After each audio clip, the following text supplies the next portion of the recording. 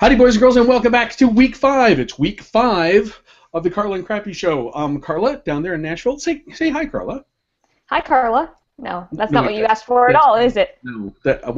No, it is. That is exactly. You did exactly what I asked you to. Which I'm a teacher. I listen to instructions. You should know by now. You should never ever do that. That's true when it comes to you. Yes.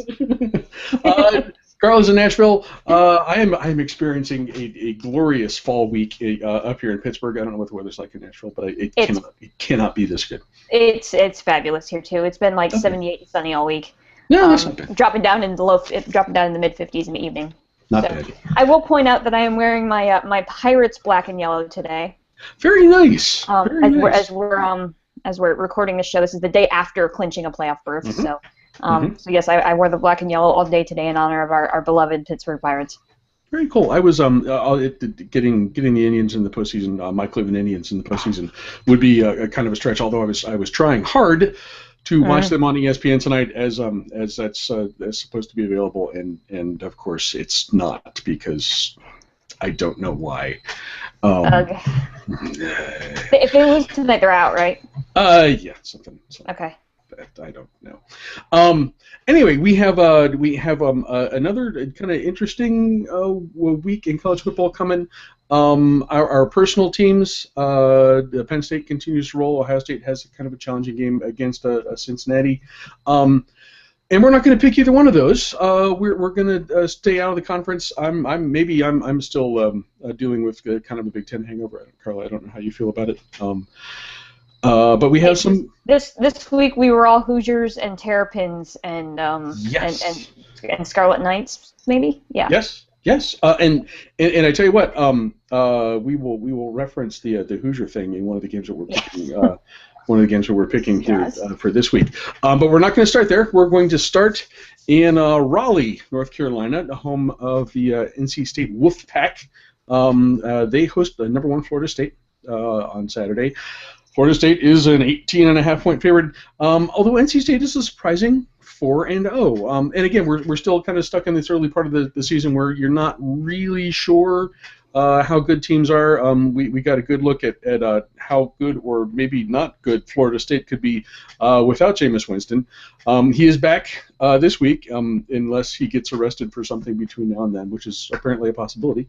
Carla, what do you think about this one?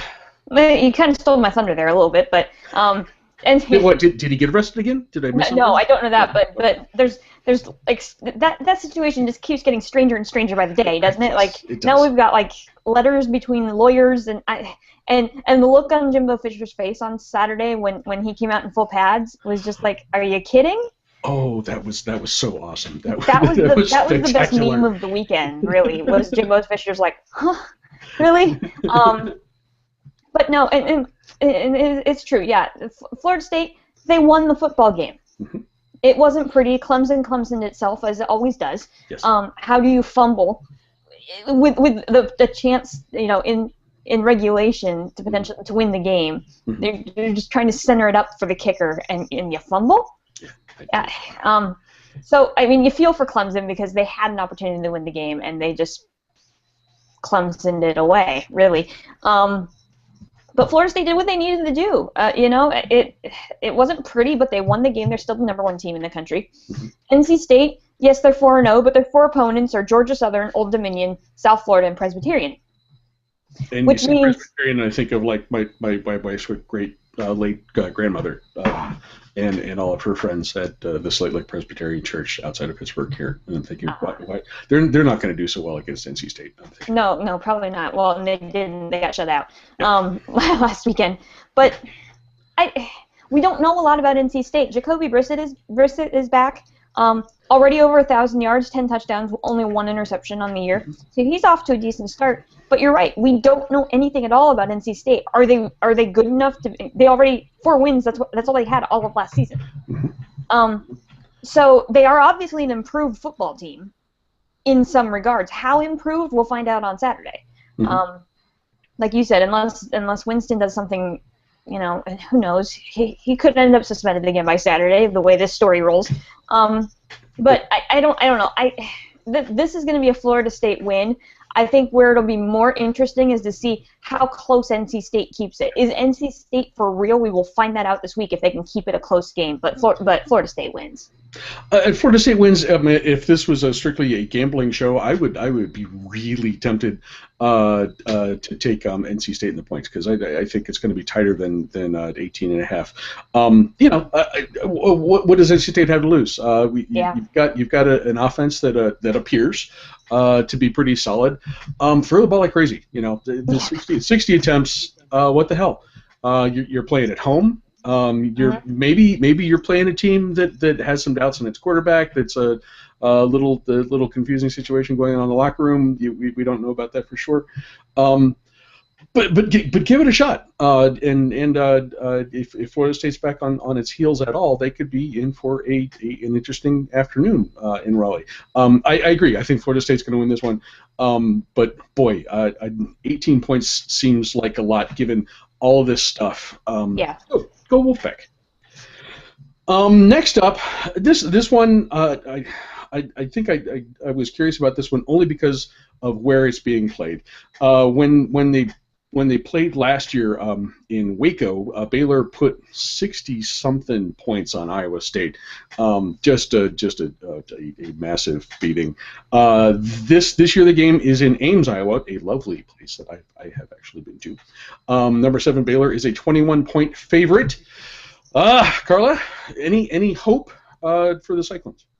There's absolutely hope because it's a Fox game, which means Gus Johnson is on the call. There's always hope when there is Gus Johnson on the call. And there's nothing that I love more than Gus Johnson calling a Baylor game. Mm-hmm. Iowa State, they're 1-2. Okay, they started the season with a loss to North Dakota State, which those of us that follow FCS football, that didn't surprise us. Right. North Dakota State is a darn good FCS team, should contend for a national title. The fact that they went and won that game didn't surprise it. I mean, some people are like, well, that's a big deal. No, not really. North Dakota State's done that before to other FBS teams, so that wasn't a surprise. And then they lost a heartbreaker to Kansas State, which kind of caught us all off guard. We talked about that a couple weeks ago with Kansas State. We're like, how good is Kansas State? They struggled against Iowa State, which is usually like the bottom of the Big 12. Right. And then they turn around and beat Iowa. And right, a team that was supposed to contend. Big Ten, I know, but at the time we thought Iowa was going to be pretty good. Yes. And so that's a rivalry game. So yeah, there's a lot on the line there. So this is again an Iowa State team that we don't really know yet which Iowa State team shows up in this game, but they played hard, and you've got to believe that they're a better team than they were last year, based on these 3 early results in the season. Baylor is Baylor. They've got the top scoring offense in the country, the number 2 defense in the country. They're a darn good football team. I don't think the fact that this game is in Ames is going to matter at all. I think if you love listening to Gus Johnson scream about big plays, this is the game you're going to want to watch on Saturday night. Because Baylor rolls in this one. I don't know if it'll be 21 points, but I definitely see that Baylor wins this game. Okay. I said at the previous game, Florida State's not going to manage an 18.5-point spread over NC State. I suspect that Baylor could pretty easily manage a 21-point spread or better over Iowa State. Iowa State's resume, over a win over a Big Ten team, we know how iffy that is this season. The tight game against K-State is intriguing, but I don't think that is going to mean a whole lot when we're talking about a team like Baylor. This is a big win, and as you said, if you like hearing Gus Johnson yell about big plays, watch this one because there will be a lot of big plays for the Baylor Bears.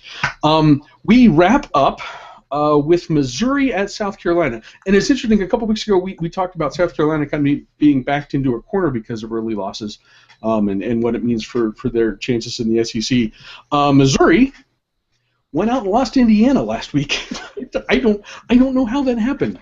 Nobody does, really. Indiana's got a killer offense. Yes, they do.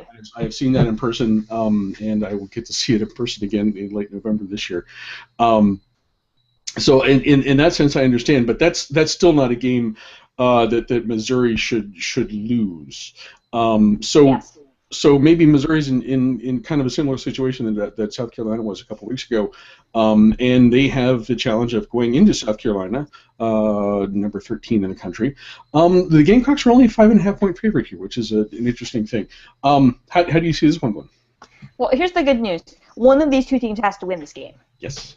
Because we don't end in ties anymore. So one of these teams has to win, which for these fan bases, this is one of the more baffling games in the SEC this year because you have two teams that can't maintain an identity. Mm-hmm. South Carolina goes out and gets blown off the field by A&M in week 1, and then turns around and beats Georgia, which we thought was not going to happen. We were both impressed with Georgia, and we're like, no, there's no way Georgia wins this game. Nope, they went out and won that game. And then they came to Nashville and struggled against Vandy this past weekend, which led to an epic Spurrier rant in the locker room or in the post game. It was one of the better ones that has happened in a long time. There's nothing better than that, really, than a good Spurrier rant. So who is South Carolina a contender or not? You know, raise your hand either way. We don't know whether South Carolina is any good. We thought Missouri was good, and then, like you said, they went and laid an egg at home against an Indiana team that is really one-dimensional on offense. Yeah. They don't really have much of a defense. Matty Mock, I've been talking about him for years. He showed out at a couple of 7-on-7s when he was in high school at Kenton, and caught all of our attention back when he was in high school. Like, this kid's got an arm. And he showed that last year when he filled in for James Franklin for those couple of games, when Franklin got hurt last year. And he showed it, at the early part of this season. We're like, Matty Mock's going to lead this team. They're going to contend for the SEC East. Mm-hmm. But Indiana? Really? And here's the scary thing for Missouri. They're essentially rebuilding their offensive line this week because they suffered a major injury. So this was an offensive line that didn't play all that well last week to begin with, and now they're rebuilding it and heading to South Carolina against a team that can play defense. We saw that against Georgia. Because of that, I think South Carolina wins this game. And I think Missouri really needs to regroup because they play Georgia next week. This could be a brutal stretch. The Tigers are in trouble. They really are. We went from having them right in the mix for the SEC East because nobody, Georgia and South Carolina are beating up on each other, and who knows who the heck Florida is. And so, Tigers, here you go. And they're just dropping the ball. So I've got to say South Carolina wins this game. Okay, it's a little puzzling to think that Missouri's toughest stretch of the season would start with the game at home against Indiana, but that's apparently the case. Great analysis. And I had not, as I said, I had not looked ahead on the schedule to see that they have to deal with the Bulldogs next weekend. Maybe that's one we can laugh about after this one. It's an interesting point. Loss to Indiana. I think a loss this weekend in Columbia, and then a game against Georgia, and suddenly your season's done. It's hard to write somebody off in September or the first week of October. That's where that will be. But boy, it sure looks that way. I agree. Missouri's reeling. Maybe the Coach Spurrier's rant at the end of the game last week will get the attention of his team. I think the Gamecocks win this one, and we'll see what happens with Missouri after that. Carla, that's all I got. So I've got one to throw to you. Okay. Yes. So we have the spontaneous game now, which I love this aspect, especially when I get to throw one at you. Yeah. Okay. So I'm going Pac-12. Oh God. Okay. I know it's a tricky one. There's some good games out there, but I didn't want to pick another SEC game. I almost went Arkansas A&M because I think that game could be really interesting. I almost put that on our list for this. Yeah, I thought about that one, but the one that intrigues me more when I look at the schedule is Stanford at Washington. Washington is 4-0 under Chris Peterson. Stanford is still nationally ranked, but with a loss. Where's Stanford? What does Stanford rank? Do you know? 15, I think. Somewhere in there. Somewhere in there. They're in the teens. Washington. I'm going with Huskies. I'm actually, I'm kind of on board with that. Okay. I think Washington can pull it off, just because it's a Chris Peterson offense. Mm-hmm. The offense. I'm thinking a little bit about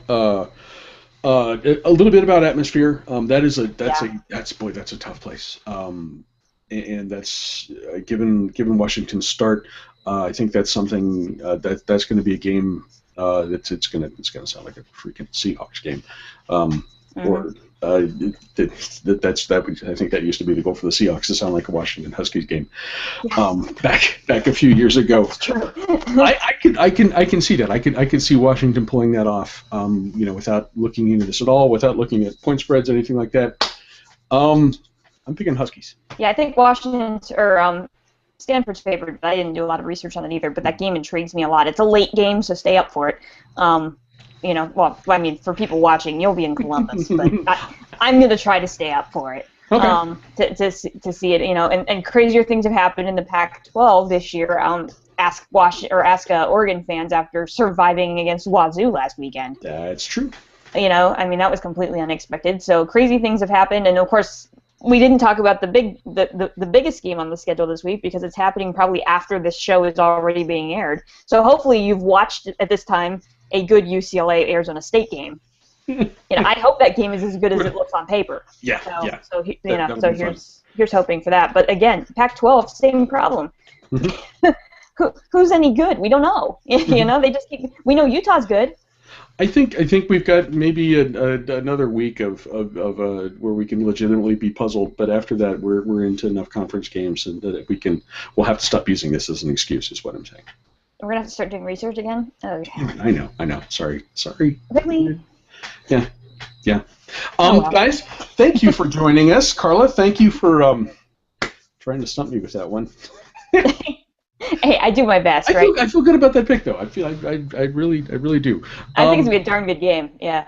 That will be a darn good game. The Thursday night game will be a good one. We've got Buckeyes and Nittany Lions to take care of on Saturday as well. Guys, thank you again for watching. Carla, thank you very much for joining us. Yep. Thanks as always. See you next week. And we will see you guys next week.